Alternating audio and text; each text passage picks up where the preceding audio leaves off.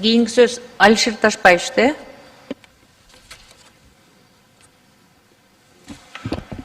Рахмат, Чолпан Алыйне, саламатсыздар урматтуу кесиптештер жана бүгүнкү отурумдун катышуучулары.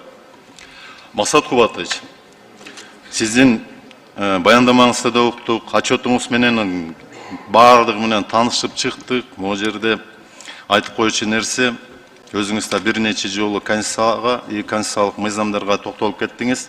Могу конституция да Кыргыз Республикасынын. Конституция бар жерде башка мыйзамдык актылар иштебейт, конституциялык мыйзамдарда. Ушул конституциянын 80-беренесинин негизинде бир жылдын ичинде прокурор өзүнүн отчету менен жогорку кеңешке келип, отчетун тапшырат дейт да. Эмне себептен? Эмне дегенде бийликти кабыл алган могу конституция негизинде 3 бийлик бутагы болсо, ошолордун арасында тең салмактуулук болсун деп башкы прокуратуранын отчетун кабинет министров эмес, могу жерде отурган эл өкүлдөрү алат да. Менин практикамда азыр мына сиз, Максат Кубатович, 4-чү жолу биз башкы прокурордун отчетун алып атабыз.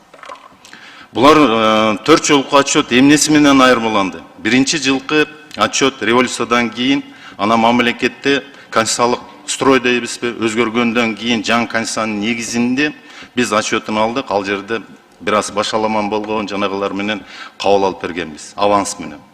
Экинчи жылкы келгенде отчет өзүнүн башкы прокурордун эмнеси менен болду, айырмасы. Ал жерде башкы прокурор статистикасын чыгара алган. Статистикасы дал келбестен, экинчиден ошол жерде жанагы чыгымдар боюнча ошол эле путаница болду. Выявленный ущерб, нанесенный ущерб, возмещенный ущерб чаташтырып келген өзүнүн отчетунда.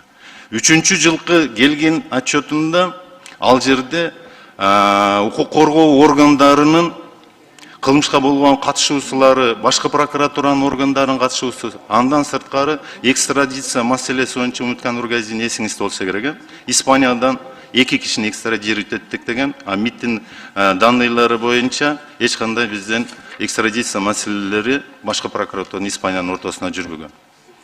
Биз ошондо айткан элек. Өзүңөрдүн эмки отчетуңарда келгенде статистикаңарды, цифраңарды дал келтирип алгыла, ички иштер органдары жана атайын кызматтын органдары менен да.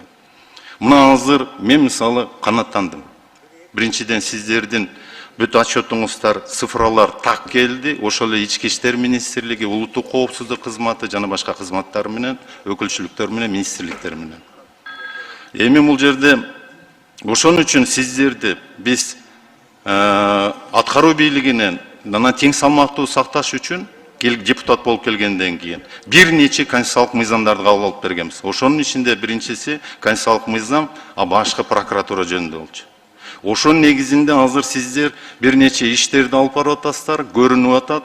Өткөндө эле биз комитеттин көчмө жыйынын өткөзгөнбүз. Ошол жерде дата центр дейбизби, информационный центр дейбизби, башкы прокуратуранын арасында өзүңүз презентация кылып, Үмүткан Нургазин барын көрсөтүп берди. Биз ынандык. Эмне үчүн дегенде кайсы тараптан жасалып аткан. Эмне үчүн дегенде ар бир мээнет, ар бир жасалган жумуш көрүлүш керек, барташылык керек, элге бул жеткизилиш керек. Эми мындай айта турган болсок, мен өзү көп деле мактагандан алысмын. Мен дайым өзүм сын пикиримди, оюмду ачык айтып келем. Ага эмне үчүн дегенде ушул эле Конституциянын 78-беренеси мага жол берет. Эмне үчүн дегенде мен эл өкүлүмүн. Сиздин баяндамаңызга мен, урматтуу прокурор Максат Кубатович, ынандым. Бүгүн мен сизге суроо бербейм. Бирок мен сизге жалпы каалоо тилектерди и сунуштарды айтып кетем. Эмне үчүн дегенде өзүңүздүн сиздин баяндамаңызда дагы бул жерде көрсөтүлгөн презентация дейбизби, ошол жерде аналитика көрүнбөдү. Аналитика иштери жок. Цифраларга токтолдук, бир эле цифралар менен биз Кыргызстанда болуп аткан жагдайды, кылмыш иштери боюнча дагы кайсы жакта болуш керек, кандай тараптан биз жогорку кеңеш эмнелерди кабыл алып берип, сиздерге кайсыл жагынан көмөк көрсөтө турган жана көйгөйлөр айтылбай калды. Экинчиден, Могу биз себептерди билбестен кандайдыр бир жардам көрсөтүштү дагы көрсөтө албайбыз да. Бирок мен сиздин баяндамаңызды уктум, отчетуңуздарды кабыл алып, могу жерде сиз өзүңүздүн баяндамаңызда негизги конституциялык мыйзам негизинде багыттарга токтолуп кеттиңиз да. Бул биринчиси мыйзамдардын аткарышын көзөмөлдөгү, экинчи коррупцияга күрөшүү боюнча, үчүнчүсү адам укуктары менен эркиндиктеринин сакталышы контролдоо кылуу, төртүнчүсү балдар жөнүндө мыйзамдардын талаптарын аткарышын контролдоо, бешинчиси тергөө жана оперативно-розыскной деятельность дейбизби, ошол жүзүндө ыкчам иштерди органдар тарабынан мыйзамдык сакталышын көзөмөлдөө боюнча деп туруп 5 багытта сиз токтолуп кеттиңиз. Эми мен ушул 5 багатка токтоло турган болсом, мыйзамдардын аткарылышы көзөмөлдөө боюнча чоң жумуштар жасалып атыптыр. Аны айттыңыз, мен деле айтып кетейин, ошондо барганда биз деле көрдүк.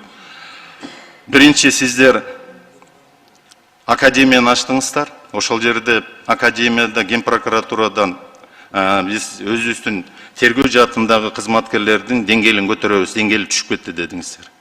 Андан сырткары башкы прокуратуранын имаратына капсула салдыңыздар, социалдык жанагыларын көтөрүү үчүн үй-жайлар куруп атасыздар. Бул жакшы жактары. Бирок жерлерде тергөө жааты өзгөрүлбөй келет. Особенно МВД тараптан. Эмне үчүн дегенде биз ошол тең салмактуу болсун деп, буга чейинки тергөө жаатын последственность дейбизби, улуттук коопсуздук кызматы менен Ички иштер министрлигине өткөзүп бергенбиз. Сиздерде ошол эле надзор дейбизби, мыйзамдардын аткарыш көзөмөлдөө гана жаатын калтырганбыз. Бирок азыркы күндө Ички иштер министрлигинин кызматкерлери РОВДларда, ГУВДларда өзүнүн жумушун тийиштүү алып бара албай жатат. Бирден бир себебин Эркебек Жумабекович дайыма айтып келет, бизде 60 тергөөчү жетишпейт дейт. Жетишпегенден сырткары булардын деңгээли да жетишпей атат. Эмне үчүн дегенде жерлерде элдин көйгөйү жакшы каралбай келет. Эмне себептен? Эмне дегенде ошол жерде өткөн тергөөчүлөр эки эле кылмышты тергей алабыз дейт. Биринчиси бул урдоо, экинчиси бейбаштык. Коррупция боюнча жана башка мыйзамды бузуулар боюнча акыл эси да, тажрыйбасы да жетпей келет.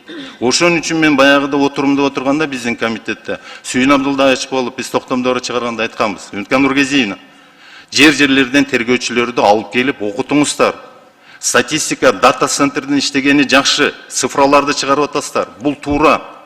Азыркы күндө мисалы ички иштер органдарына же башка бир органдарга кайрылыштын деле кереги жок болуп калды. Үмүткан Нургазиевна айтсак, жарым сааттын ичинде республика боюнча ар бир кылмыш иши боюнча купуя сырын ачпастан туруп эмне болуп атканын биз биле алабыз да. Бул чоң жумуш. Ушул эле санариптештирүү боюнча сиздерге биринчи сунушум ишиңиздерди уналттыңыздар. Экинчиси могу коррупцияга каршы күрөшүү боюнча токтолуп кеттиз бир нече жанагы кылмыш иштерине жана башкаларга. Бирок бир нерсени сиз эстен чыгардыңыз, урматтуу башкы прокурор Максат Кубатович. Указ бар эле, президенттин жарлыгы бар. О противодействии системной и политической коррупции в высших органах власти деген. Ушул боюнча жумуш жүрбөй атат. Жумуш калып кетти. Андан сырткары, ушунун жаатында эле токтомдор бар эле, өкмөттүн да жана башкалар. Андан сырткары пландар бар эле. Совет безопасности боюнча, ошол эле Госкомитет насбезопасности дейбиз, улуттук коопсуздук кызматы боюнча. Алардын ортосунда түрткөн детализированный план антикоррупционных мер деген бар эле. Ал дагы жок болуп атат. Иш жүрбөй атат. Андан сырткары, могу жерде адам укуктары менен эркиндиктерин сакталышы контролдоо кылуу боюнча сиздер айтып кеттиңиз, жерлерде ушул сиздин орун басарларыңыз дейбизби, мен жерлерде прокурорлор өзүнүн жумушун алып барбай атат. Эмне үчүн дегенде координациялык кеңеш менен бардыгын төрагалыгын райондун прокурорлору алып барат. Ошол жерде бир эле ЧС болгондо, анан кийин кандайдыр бир жагдайлар гана түзүлгөндө гана чогулушпаса, башка маалда чогулушпайт. Анан биз бул жактан комитеттен бир протоколдук тапшырма бергенден кийин гана балдар жөнүндө мыйзамдардын талаптарын көтөрүшүп, жерлерди өткөзүштү. Могу тергөө боюнча жана башкалар боюнча айта турган болсок дагы чоң көйгөйлөр бар да. Эми бардыгына жалгыз өзүңүз жетишпейт экенсиз. Берден Чолпон Алыевна да төрайымыз айтып атат, убакыт сааты келип калды, кыскартыңыз депчи. Мен сизге могу себептери, натыйжалары боюнча токтолгум деле келбейт. Сиздин тажрыйбаңыз жетет, Максат Кубатович. Сизге дагы бир мен сунушту айтат элем, биз комитеттер менен эки комитетте мүчө болом, жерлерде барып, ошол эле сиздин прокуратура кызматкерлери менен жана башкалар менен таанышып, ордунан баарлашып келебиз. Мен сизге сунуш берет элем. Ого 24-жылдын эсеби менен Жалал Абад областынын прокуроруна, Ала Бука районунун прокурорун сыйлап коюңушуңузду. Мен өзүмүн жанагымда колдонуп, ушулардын ишмердүүлүгүн көрүп, башка прокурорлорду көрүп атасыз, Сүкөлдө, Нарында кандай иштеп атканычы. Анан мен өзүм сунушун бердим буларга. Урматтуу кесиптештер, ушуларды мен сиздерди, обл прокурорду, Ала Буканын прокурору сыйлап коеюн, көтөрөйүн, сунуштайын, жогорку кеңештин атынан десем, бизде принцип единоначалие бар, рахмат деп өздөрү отказ беришти. Ишмердүүлүгү боюнча жакшы иштешип атат. Бир гана мен буга чейин бирөөгө пахта койгон да эмесмин, мактап да жанагындай көргөн эмесмин. Акыйкат үчүн, ачыктылык үчүн айтып коем. Ишиңиздерге ийгилик, Максат Кубатович. Рахмат.